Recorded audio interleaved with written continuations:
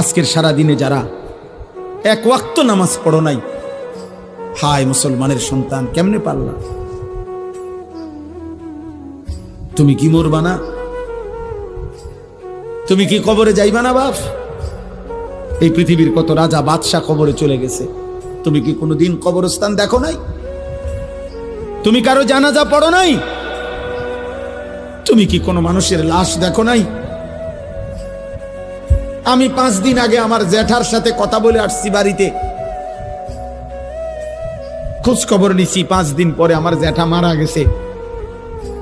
আমি জ্যাঠার দিকে তাকাইয়া বাড়িতে গিয়া দেখছি আমার এই সেই মানুষটা যার সাথে আমি কথা বলছি, উনি নাই, চুপ হয়ে গেছে, হাত নড়ে না, পাও নড়ে না। আমি জানাজা পড়াইছি আমার জ্যাঠার, তো জানাজার আগে আমি আমার জ্যাঠার কবরটা খালি, তখন কবরে রাখে নাই। আমি কবরের দিকে তাকাইয়া অনেকক্ষণ 8-10 মিনিট হইব, আমার বাবার কবরের পাশে আমার জ্যাঠার কবর।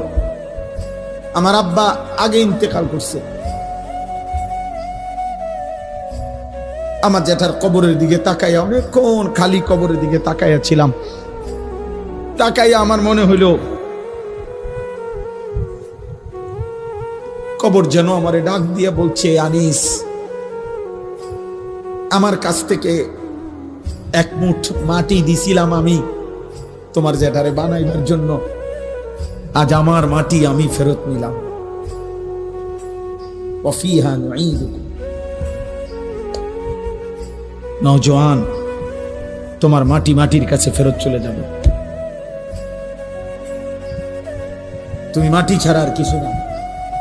তোমার এই চোখ, নাক, কান, হাত, পাও, হ্যাঁ, এটা চোখ, নাক, কান, মাটি, মাটি,